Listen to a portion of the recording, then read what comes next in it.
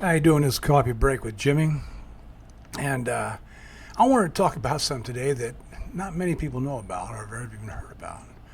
I just heard about it here recently, and my wife had told me about this, and she read a little bit up on it, and you can read on it. It's in the internet, but it's called PEADs, Presidential Emergency Action Documents, and these are actually predetermined executive orders done by the president in case of catastrophic uh, things that have happened, like or nuclear war. If a nuclear war happens, or catastrophic things that happen to the government.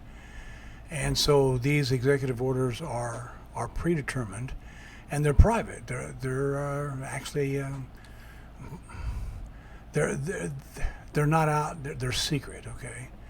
And the Congress, this is to contact the Congress. Congress puts this in place. And apparently, the way I understand it, some PEADs were signed. They've been signed by every president ever since the Eisenhower administration. Eisenhower administration is when first started the PEADs. And I mean, it's just like if you got a nuclear war, then this happened. I'm gathering this happened because of World War II, when things that happened there that was so catastrophic. I mean, come on, the United States dropped two atom bombs in Hiroshima and Nagasaki and wiped out both cities. And these nuclear bombs, these nuclear warheads, apparently they're about 10 times to 20 times as strong as those particular bombs. So these PEAs, these Presidential Election Action Documents, are put into place. Like I said, they're held in secrecy. They're not just out in the open for anybody to read them. Congress can get it can be sent to Congress by the president only. But I mean, if there's a nuclear attack, automatically, these get signed. These get signed by the president because they're in place already. Catastrophic things that happen, like this, could happen to government. Something can happen where someone tried to overthrow the government. I would imagine that would be catastrophic, right? But even like I know in 2018, President Trump signed a document talking about voter fraud, and for us to watch out for voter fraud in 2020. They were anticipating this happening. And of course, everybody knew voter fraud happened in 2020. Everybody knew that, and they know now more than they ever did before, that Joe Biden actually didn't win the presidency, and that Donald Trump actually did win the presidency. But I don't know if PEDS, if this is something that is covered by this presidential documents here, these secret documents, these PEDS. I don't know if that falls into that line, but it could. If he signs something, and let me go back step back here a little bit. PEDs are something that are signed by presidents, okay, and they're put into place. And the next administration or the following year and the following year, these documents can be reinstated. It can be put back in again. The way I understand it, in 1979, when Iran took our students, we had some students over there they kidnapped or held hostage in Iran, and then they ousted the Shah of Iran. They got his administration out of there. Then the mullahs took over, and that was signed apparently by President Carter at the time, and I believe this was a PED. When they tried to rescue the students there in Tehran, and I don't know, there's 5 or 6 helicopters that were low flying there in Iran they were being held captive at a university there in Tehran, and they got hit with a sandstorm, and this wasn't anticipated, but it was one of those natural disasters where they had a sandstorm, and all this sand came up, and the helicopters ended up crashing with all our military personnel. I believe there was Navy SEALs and Army Rangers that were on the helicopters at the time. Marine Recon could have been there, but I'm told I remember right because I was in the Marine Corps back then, and I don't remember any Marines being on those helicopters. But I know the Navy SEALs and I know Army Rangers were supposed to be on those helicopters that crashed. And so the rescue attempt was had foiled. And then when Reagan, the following year, Reagan was elected into office, and the mullahs in Iran, the clerics there, I think they were a little afraid of Ronald Reagan, and so they went ahead and released our students. Okay, but I think the PEADs were signed every year, these presidential orders, which were renewed every year apparently, all the way up until now, up until Trump. And I think, now this is my opinion, I don't see it written anywhere, but this is my opinion because what happened is this was something that was supposed to happen in this first administration, and it happened in the second administration when they bombed that mountain there with that midnight hammer, and they bombed the uranium, but they were spinning the uranium there in Iran to make nuclear weapons. And that's still going on. That started 7 months ago. It happened back in February when it first happened. And it's been going on for now about 7 months. President Trump doesn't want to put boots on the ground, and I don't blame him. He doesn't want to lose any military, and I don't blame him for that. But at the same token, I think the only way to get rid of the IRGC, which was the military for Iran, what capabilities they have now, I don't know if they have any. I don't know if they can do anything. But we don't want to lose any Marines or soldiers on the ground. So that's why President Trump doesn't want to put boots on the ground. It's not to say that he never will, but at this point in time, he's not doing that. So these PEADs were put into place, and they get updated, I don't know, yearly or every couple of years. And once they don't get updated, then they just go away. But these are orders, presidential orders, and that are put into place. No one knowing anything about it. These are secretive, okay? And but this has been going on for some time. Now I don't know if this is in place now. If the documents that President Trump signed in 2018, if they were PEADs, I'm not sure about that, but it could have been, okay? But it was about voter fraud. And then we all know what happened in 2020 when, and then we just talked about this, when I talked about Fauci, COVID-19 came in, right? Now we weren't able to vote in any form where we were able to vote. They did mail-in voting, and of course they sent more than enough, and then this was all harvested, all the extra votes were harvested. Biden somehow got 81 million votes, and there wasn't 81 million people to vote at that time. And Trump got 74 or 76 million. I believe that was legitimate, but I don't think Biden got 81 million votes. But they say Biden won the presidency, and since then Biden never did.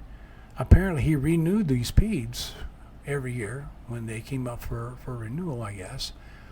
And this happened, and then of course when Trump got elected in 24, they were still in place, and I believe that's part of the reason that we had the midnight hammer in Iran back in February.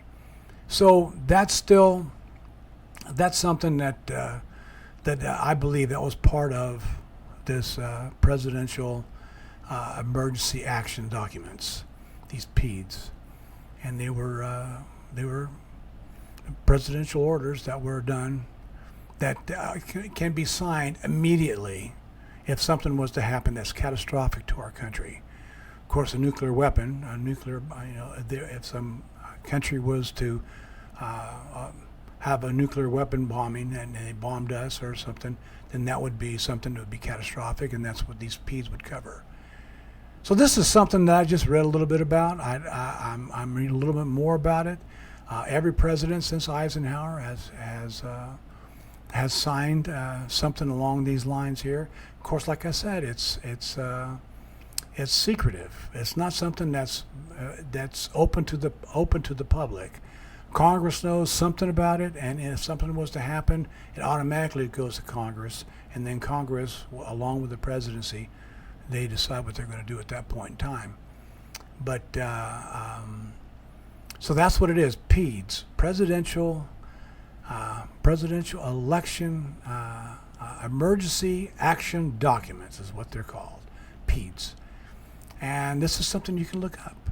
And this is something I would like to look. I'm going to read it. I've been reading up on it yesterday and today, and learned quite a bit about it, and why they were put in place.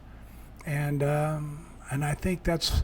I mean, you think about the election interference. 2018, President Trump signed some documents about election interference. They were anticipating some election interference.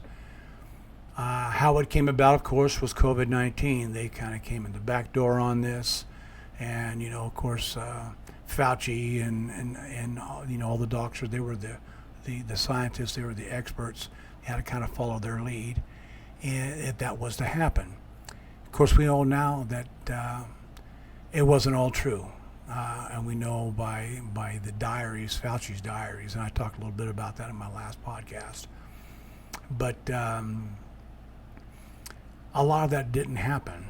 And there was something else that, they said the 22nd Amendment was put in place somewhere in 1951, I believe it was after World War II, where the president couldn't serve more than 2 terms. They had term limits on a president. I kind of find that hard to believe that was the only thing that they had term limits on, because, Franklin Delano Roosevelt, he had 4 terms as president. And of course, that was during World War II. That was, I don't know if that was part of the War Powers Act or something, where the president at that time could actually serve more than 1 term, because we didn't want to switch up our presidents right in the middle of a war, right in the middle of an action. But they said a president can only have 2 consecutive terms. But I believe, the way that I understand it, that 22nd Amendment was unconstitutional. And I think we got to revisit that. Not that President Trump wants to run again in 28. Maybe he does. There's been some scuttlebutt around saying that he might want to run again in 28. I think it'd be great. Of course, he'd be 84 years old. I don't know if he'd want to. If he's still cognitive and he's still sharp like he is now, I don't see no reason why he couldn't. I know the CEO of Home Depot, he's in his 90s, and this guy is as sharp as a tack. And I believe President Trump is as sharp as he is, if not sharper. So that could happen. That could happen, but I don't know. And there's something else that I want to throw out there. We've got the midterms coming up here pretty soon. And, the Save America Act wasn't voted on. The Democrats had a problem with voting it in, and there were some Republicans that were kind of wishy-washy on this, on getting it voted in. And they wanted to do it, they wanted to get it done before they went on their recess. Now they're on a 4-week, like a vacation right now. Congress is, the Senate is, and this has been voted by the House of Representatives. Been voted on, I think at least 3 times, if not 4 times, and they passed it already. The Senate has to vote on it to get the Save America Act passed. And that's all about legal voting. You got to have a legal identification. You got to prove you're a U.S. citizen, and you can vote. And I don't see no reason why it can't be done. But now they're on recess right now, and when they come back, I want to say it's mid-September they'll be back, and they're only going to have maybe 3 weeks maybe to vote this thing in, and that's before the midterms. Now, I wouldn't be a bit surprised. Now, this is my own thinking. This is my opinion. But I wouldn't be a bit surprised if they don't put off the midterms and push them back a couple of weeks, and say, okay, we're not going to have the midterms until this Save America Act is passed. And I think it should be. And I think it's an 80-20. Democrat, Republican, Independents, it's an 80-20 vote, easy. 80% to 85% of the people want this passed. And I'm talking all parties. So this should be done. But anyhow, I'm going to talk more about PEADs and what's happened there. The president emergency action documents, these PEADs. If that, in fact, is why the bombing in Iran was done, that could have been something that's been this. Every president since President Carter has passed this and it kept it alive. Some presidents tried different things. Barack Obama tried bribery, tried to give him, I don't know, $1.5 billion in cash, and they didn't do anything but try to make nuclear weapons.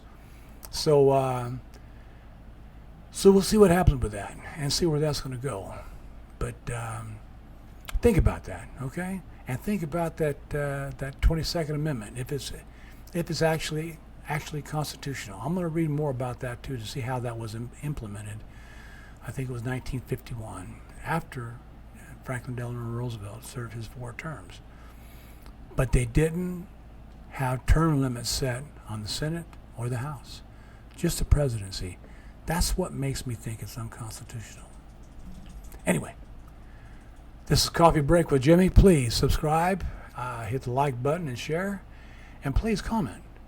And I will see you next time on Coffee Break with Jimmy. Thanks.